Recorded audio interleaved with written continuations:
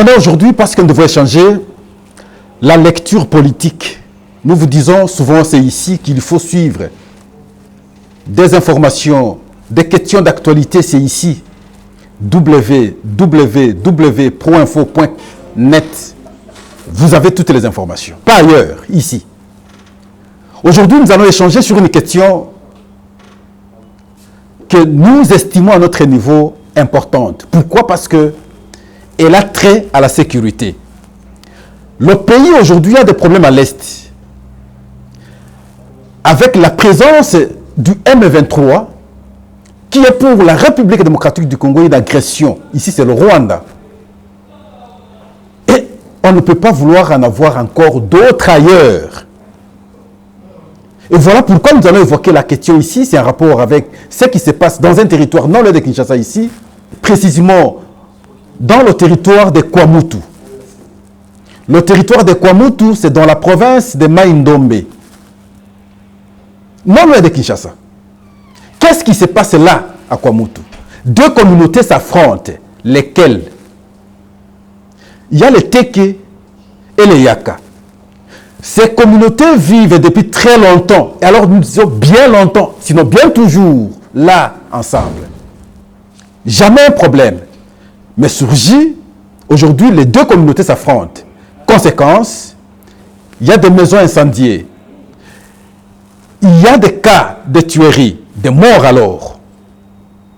Pour quelles raisons? Après vérification, après recherche de l'information, on va nous dire, et nous aurons des informations comme quoi, à la base, c'est les politiques pour leurs intérêts. Et c'est comme ça que moi, Pascal, je dis. Pour vos intérêts, vous opposez maintenant les communautés. Pour votre positionnement politique, vous opposez les communautés. Ah non, c'est inacceptable ça.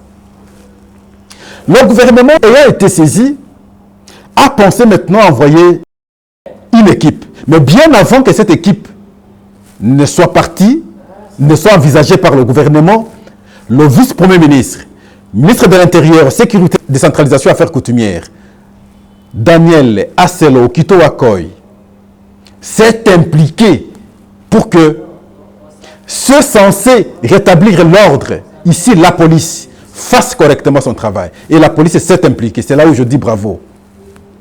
Mais malgré l'implication de la police, la mission doit se déplacer pour palper du doigt la réalité.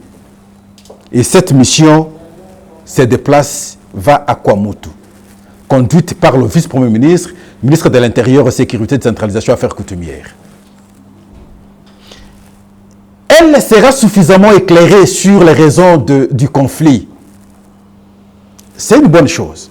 Mais simplement, les jeunes de Mai-Ndombe ont fait des manifestations ici pour eux, et d'ailleurs anticipativement, même à l'investiture de la gouverneure, qu'elle serait en mèche avec une certaine autorité. On ne sait pas quelle autorité. Ces jeunes se réfèrent de ce qui s'est passé en 2018 à Yumbi. Qu'est-ce qui s'est passé à Yumbi? Deux communautés se sont affrontées. Encore, toujours Mai-Ndombe. Et pourtant, nous recherchons la paix aujourd'hui. Il y a les Batende et les Banounous vont s'affronter. Et on a connu du massacre. Les gens sont morts. À la base encore, les politiques toujours pour leur positionnement. Batende et les Banounous. Et la conséquence, beaucoup de Banounous vont maintenant aller du côté du Congo-Brazzaville. Depuis 2018 jusqu'à aujourd'hui, ils sont là-bas. Ils cherchent comment rentrer. Alors maintenant, il faut échanger avec notre gouvernement parce qu'ils sont partis dans des conditions que nous connaissons d'affrontement des communautés. Il faut un bon cadre pour qu'ils rentrent. Vous n'allez pas les mettre n'importe où. Il faut qu'ils reviennent chez eux. Lorsqu'ils vont revenir chez eux, il faut maintenant harmoniser un cadre. Il faut qu'ils retrouvent la paix. Il faut que les deux communautés s'acceptent. L'AICER, le Haut Commissariat des Nations Unies, s'implique sur la question. Je salue maintenant notre gouvernement qui s'implique sur la question. Maintenant, il faut réconcilier les deux communautés. Et c'est là où je dis, même pour cette question, Madame la gouverneure, vous avez une grande responsabilité. Vous avez la responsabilité maintenant de réconcilier d'abord les Banounous et les Batendé. Vous avez la grande responsabilité de réconcilier par la suite les Yaka et les Teke, ici à Kwamutu. N'opposez pas les gens pour vos raisons politiques, s'il vous plaît. Ne tuez pas les gens pour des raisons politiques. Le peu qu'ils ont, dans les conditions difficiles, ils s'installent des maisons parce qu'ils doivent vous défendre, vous les politiques. Le pays s'approche des élections. Nous pensons que nous devons, à ce jour, tout faire pour qu'il y ait la paix à travers tous les coins du pays. Et c'est là où je dis, Monsieur le vice-premier ministre, ministre de l'Intérieur, Sécurité, décentralisation, affaires coutumières. Oui, les actions jusqu'ici posées sont acceptées par la majorité des Congolais. Parce que nombreux disent, depuis que vous êtes là, il n'y a pas trop d'affrontements des communautés. Ça, c'est vrai. Oui, vous ne prenez pas des arrêtés politiques pour créer encore des conflits dans des groupements, sinon des secteurs comme nous connaissions dans le passé. Ça, c'est vrai. C'est dans votre actif. Mais cela ne suffit pas, monsieur le vice-premier ministre. Vous avez la responsabilité, une fois de plus aujourd'hui, d'encadrer surtout ces gouverneurs. Les gouverneurs qui ont l'obligation aujourd'hui, dans leur province, de ramener la paix, parce qu'ils sont les représentants directs du chef de l'État dans leur province. Là aussi, nous vous disons, oui, félicitations, parce que vous êtes parvenus à trouver solution, sinon la paix dans plusieurs provinces, qui hier étaient en conflit entre les institutions, ici, institutions gouverneurs, et sinon gouvernement provincial et les assemblées provinciales. Conflit entre les députés provinciaux et les gouverneurs. C'était un dysfonctionnement insupportable. Mais aujourd'hui, nous trouvons que vous avez régulé la situation. Les provinces sont en paix. Ça, c'est une bonne chose. Mais toujours échanger avec eux parce qu'on s'approche des élections, qu'on ne connaisse pas des troubles dans nos provinces pour des raisons politiciennes. Et pourtant, les pauvres qui vivent dans leurs entités, dans les conditions que tous nous connaissons, ont besoin de la paix. L'effort des Congolais devrait être aujourd'hui focalisé sur la question de l'Est. Comment nous battre pour que ces Rwandais qui nous ont infiltrés puissent quitter notre pays. L'effort de tout Congolais c'est à ce niveau-là. Encourager nos FARDC, encourager notre police.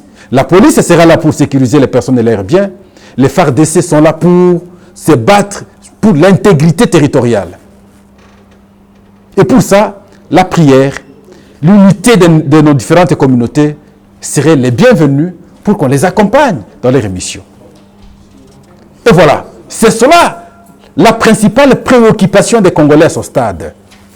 C'est ce qui intéresse les Congolais à ce stade. Mais nous amener encore des conflits du type des conflits communautaires comme nous vivons ici à Kwamutu, nous disons non. Et donc, la mission va, tel a été le souhait d'ailleurs de beaucoup de Congolais, voir finalement le gouvernement envoyer sa mission ici à Kwamutu, échanger avec les différentes communautés, réconcilier les communautés. Voilà ce qui était plus important pour les Congolais.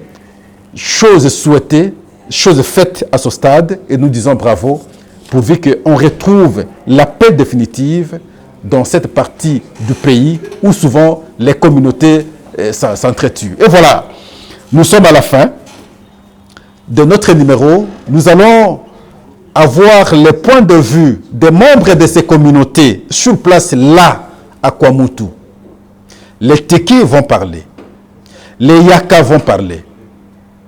Les victimes vont parler.